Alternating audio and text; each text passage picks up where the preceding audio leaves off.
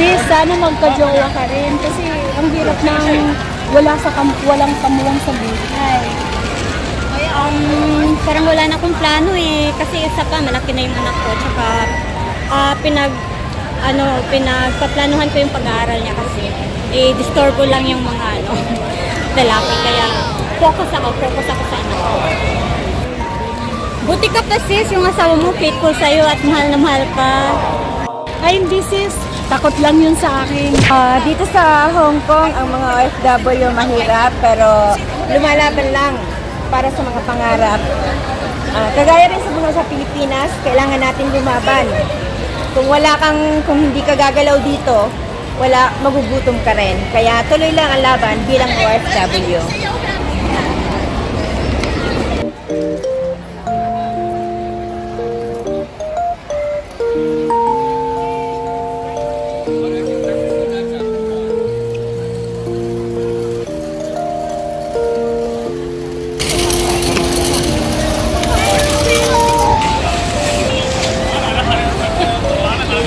Ay, hi miss. Taga saan po kayo? Taga Cavite po. Ay, ako naman taga Davao. Ilan taon ka na dito, sis? 6 years. Ikaw? Wow, 6 years na. Ako naman 15 years. Sa awa ni Lord, nandito ako para itaguyod ang aking mga anak. Kasi single mom po ako dito, kaya I need to earn more money for my family. Magkasama kayo? Ay, oo.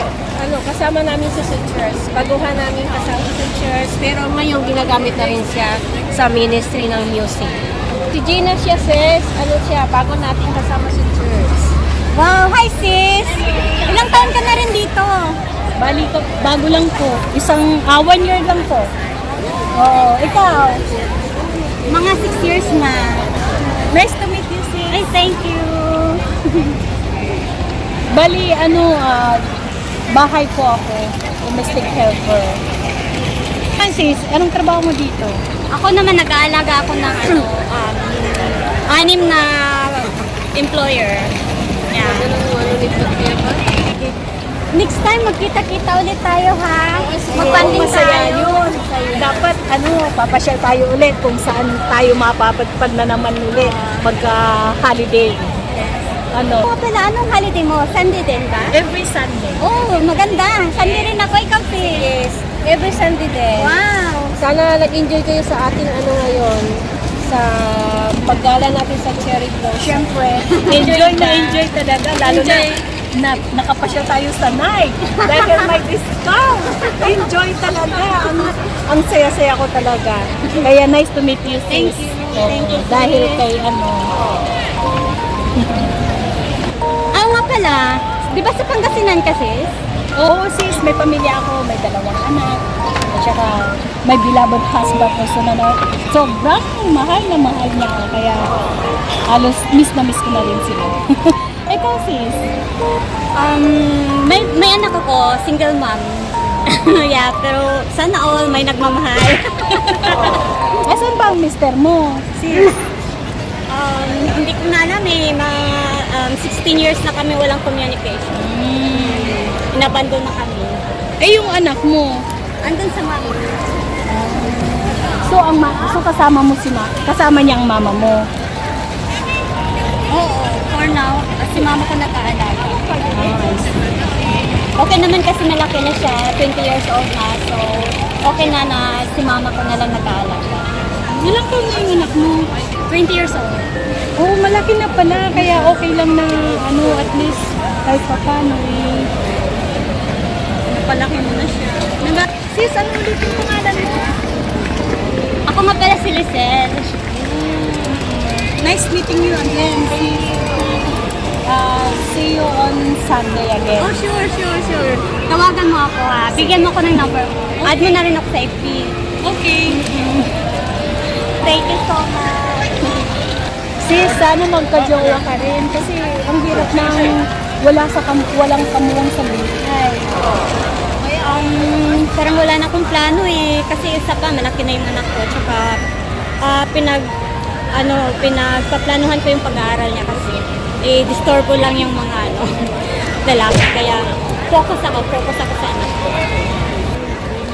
Mabuti ka pa sis, yung asawa mo faithful sa'yo at mahal na mahal ka. Ay, hindi sis. Takot lang yun sa akin.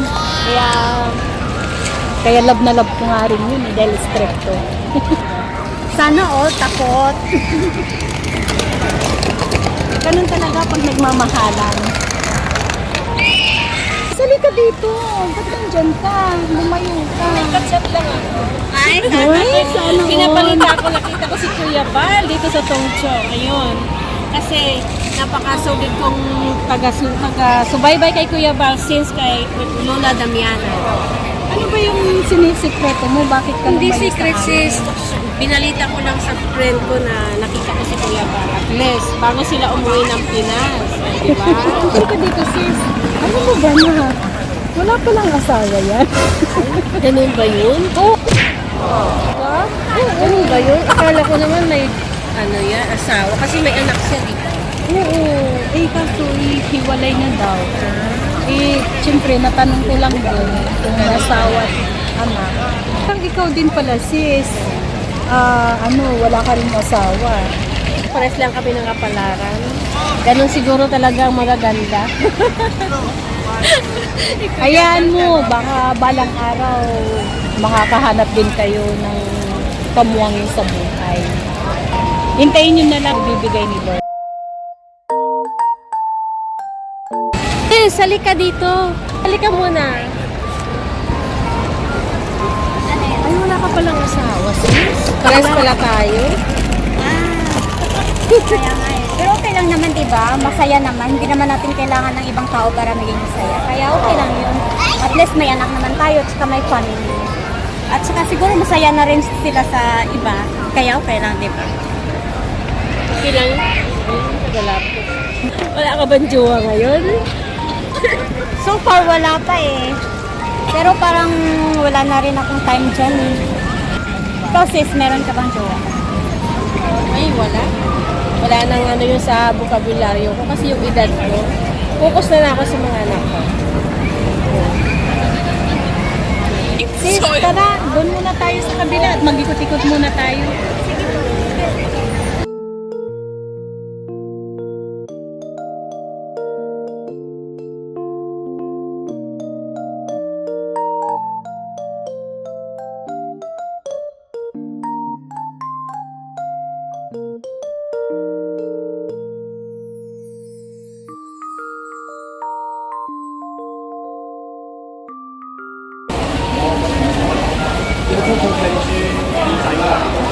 Oh, ano sis, gutom ka ba? Gusto mong kumain muna tayo bago tayo maghiwa-hiwalay?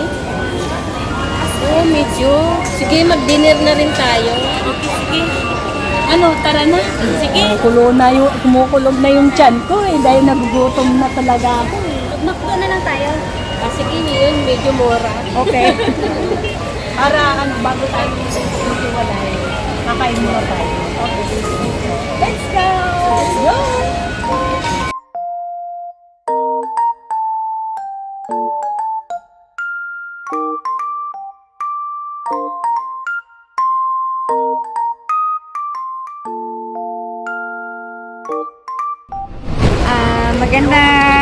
Magandang hapon po mga kalingap. Ako po si Manay Babes Leonardo ng Camarines Sur, Magkasangay Camarines Sur.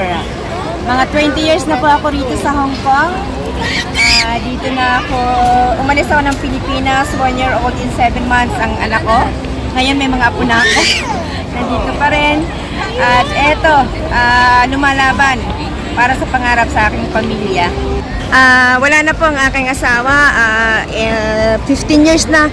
Almost 15 years nang wala ang aking asawa. Pero nandito ako para sa aking magulang, sa aking anak at sa aking apo para matupad ang pangarap nila at masumpayan ang maabot nila ang mga pangarap nila, lalo-lalo ng mga apo ko.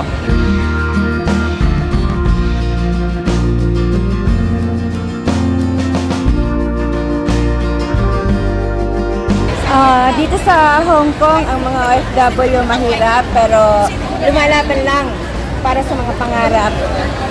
Kagaya rin sa mga sa Pilipinas, kailangan natin lumaban. Kung hindi ka gagalaw dito, wala, magugutom ka rin. Kaya tuloy lang ang laban bilang OFW.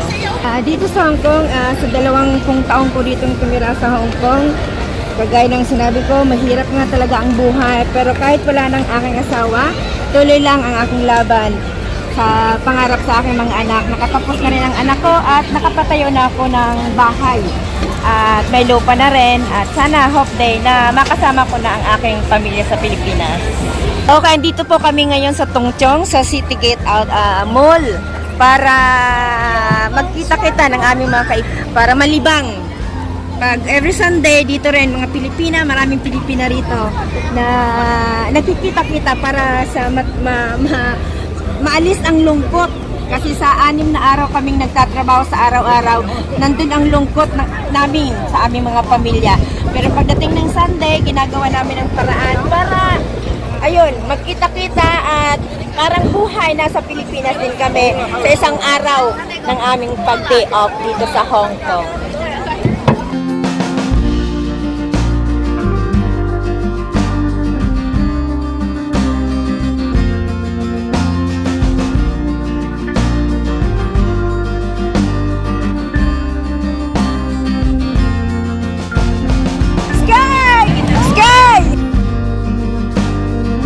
Diyan ka pala!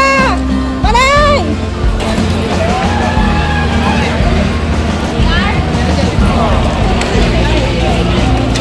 Kumusta na? Maghapon na naman tayo. O, kumusta na tayo? Kumusta ang amo mo? Okay lang, Mi. Ito pa rin. Going on 6 years to my amo. Okay, thank you. Sana ano lang tayo palagi, dasal lang tayo palagi ha. Para gabayan tayo ng Panginoon Diyos sa ating trabaho rito sa Hong Kong. Always pray before work and after work. Yes. Panay! Ayun ang Team Kalingap, Val and Rob Matubang sa Hong Kong. Tara! Hanapin natin sila. Saan sila? Para mapunta naman natin sila, Kuya Bal. Andito sila sa Tunchong City Gate. Wow! Sige, punta tayo! Tara! Sige, Robby!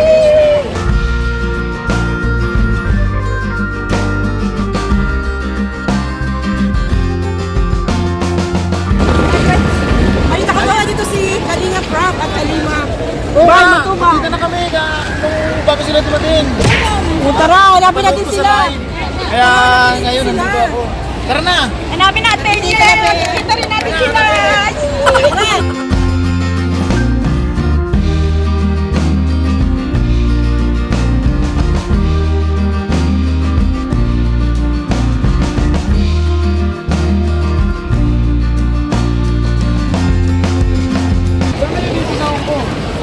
Ako dito sa May Po, malapit lang ako dito sa Tongchong.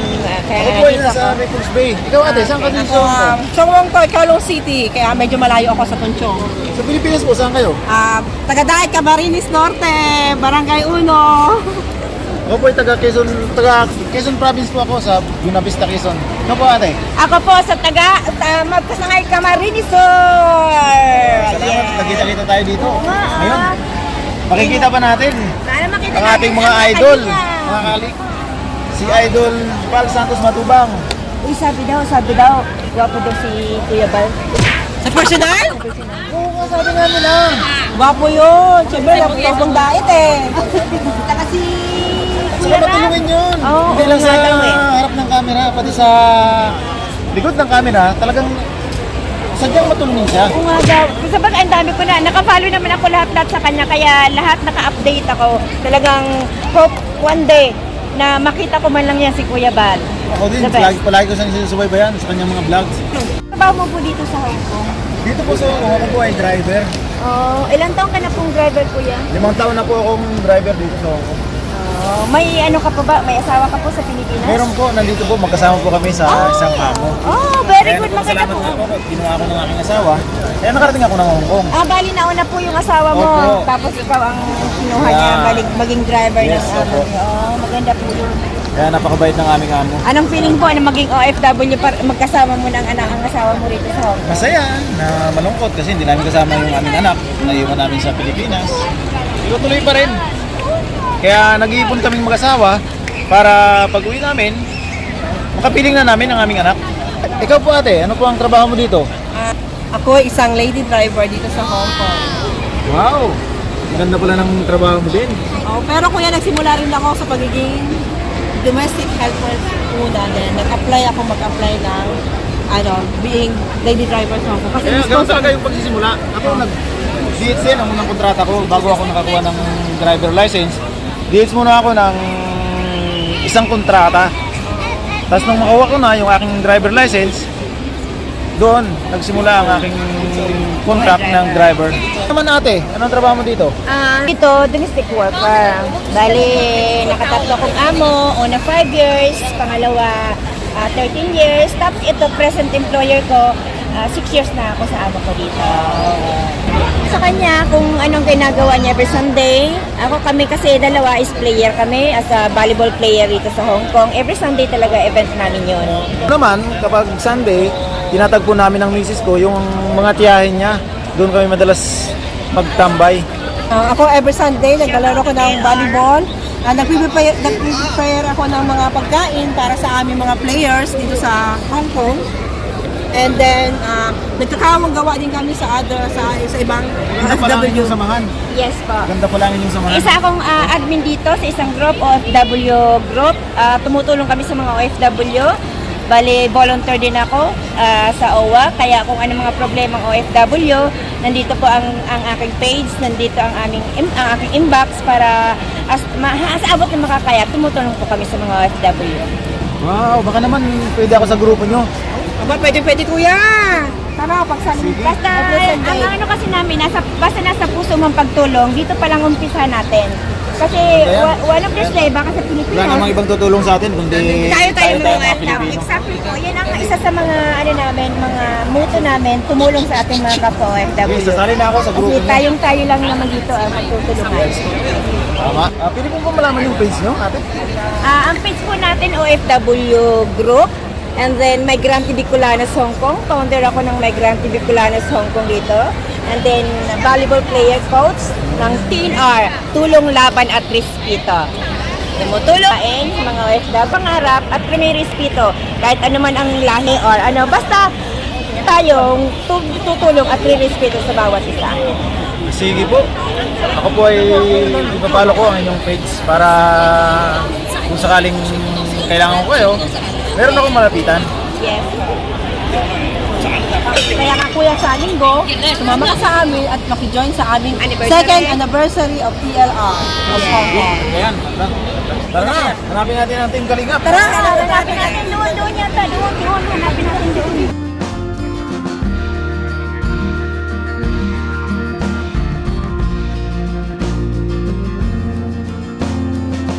Kuya Bal! Sige po, te. Ikaw na malalagyan! Ay, kung nalalagyan! Doon tayo! Sige, sama ako.